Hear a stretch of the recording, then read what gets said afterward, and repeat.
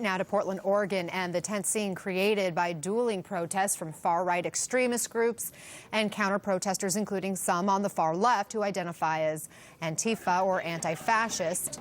On Twitter this morning, before the rallies began, the president warned, quote, major consideration is being given to naming Antifa an organization of terror.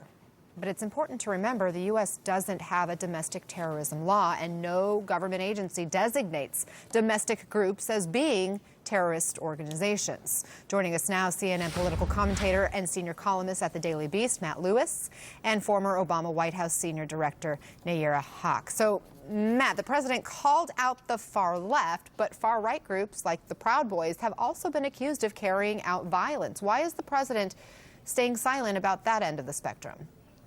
Well, I think that it's selective, of course. Now, Donald Trump did get dinged after Charlottesville when he talked about both sides.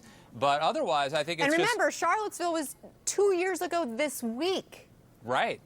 I mean, I think that this is partisanship. You know, their bad guys are bad. Our bad guys we won't mention. So I hate to be that simplistic, but I think that's what it is.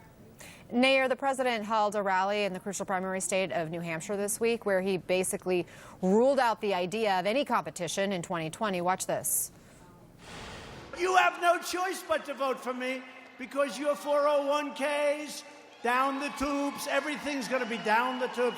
So whether you love me or hate me, you got to vote for me. Nayyera, what's your takeaway from the president's tone there? Yeah, I'm not understanding that logic because he came in with a good economy and claims that he would bring back the manufacturing sector. We now know because of his erratic trade positions that even though he's walked back from the China trade tariffs, that China insisted that they're going to continue on their end. So that's now been passed off to consumers as a tax on consumers. The tax cut, business investment, it went down. Businesses did not put that back into communities. And now this morning that manufacturing has slowed down. So all of his economic promises he's made, he's failing at. And frankly, 2 years in, the economy belongs to him, and people aren't feeling that change. So I think there's at least, at last count, 18 or 19 alternatives to Donald Trump. And ultimately, it'll end up being a binary choice. But not sure what he's trying to project other than this false sense of bravado. But I will say, Nayyera, I mean, the economy is strong in many ways. Unemployment is at near record lows. We know wages have been going up. There are other signs of strength in the economy. So, I mean, there's definitely been some volatility this week on Wall Street. But to say, like, the economy's, just tanking, I feel like is not true. I think this is part of the disconnect when we talk about financial indicators and then how people are actually feeling, right? So if you look under the hood of the indicators, we know that wages are increasing only at the top and at the lowest portion. So the big chunk of the middle, it's not. And that's been pretty consistent, even though, and the majority of Americans, I think 60%, actually saw a tax bill increase. People are working 2 jobs, so unemployment technically down, but it's not because people are employed in the jobs that they've been trained for, almost that they're underemployed. So the story for average person who's working, they scratch their heads like, I'm being told that GDP is increasing, but I'm not feeling the benefit directly. And I think that's where this talk of the Trump recession is really starting to build up, particularly now that Wall Street and world markets are reacting. And Matt, a Republican source close to the president told the Washington Post this about how the president feels about the recent economic headlines. Quote, he's rattled. He thinks that all the people that do this economic forecasting are a bunch of establishment weenies, elites, who don't know anything about the real economy, and they're against Trump. What do you make of that? Well, look, I don't know if he thinks that this is some deep state conspiracy to talk down the economy or something like that. But I do think he should be rattled in the sense that Donald Trump, there were all these expectations. If he goes on Twitter, he's going to rattle the market. It didn't happen. If he does these tariffs, Free Trader said, he does tariffs, it's going to hurt the economy. Hasn't manifested so far. Will it catch up to him? And if that happens, and there's a lot of time still between now and November of 2020, it's hard to imagine Donald Trump.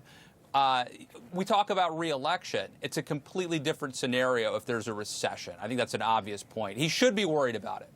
Staying with 2020 for a minute, the New York Times is reporting that former President Obama told Joe Biden, his former vice president, this just last year: "You don't have to do this, Joe. You really don't." And this was in a talk about Biden's potential 2020 bid. It was before, he threw his name into the hat. The Times says the former president worried about Biden's team of advisors being too old. We know Biden is 76. Nayyera, should that be a red flag for Democratic voters, what we're hearing about the former president's thinking?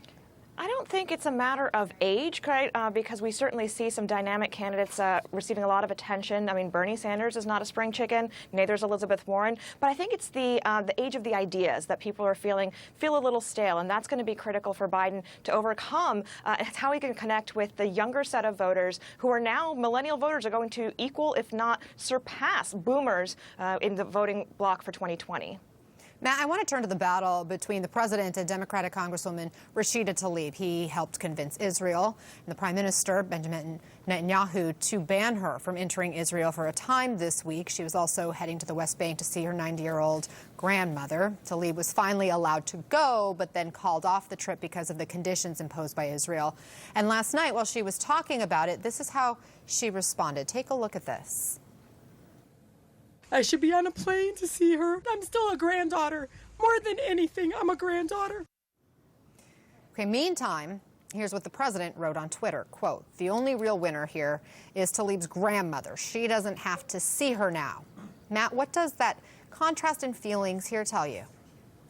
Well, look, I think that Tlaib and Omar have said and tweeted anti-Semitic tropes. I don't think that they're great actors here. But Donald Trump makes them seem sympathetic. I think that this is a PR coup for Tlaib. I think that she looks like the victim here. Israel and Trump look bad here. It's bad optics. It's bad politics. And I think what Trump is trying to do is to elevate the squad, to make them the identity, the brand of the Democratic Party. He thinks that helps him in 2020. Maybe it's a short-term strategic move that might help Donald Trump. I worry about the long-term consequences of elevating these pretty radical left-wing politicians who are actually in a battle against Nancy Pelosi for the heart and soul of the Democratic Party. We should be rooting for Nancy Pelosi, I would say, not Tlaib.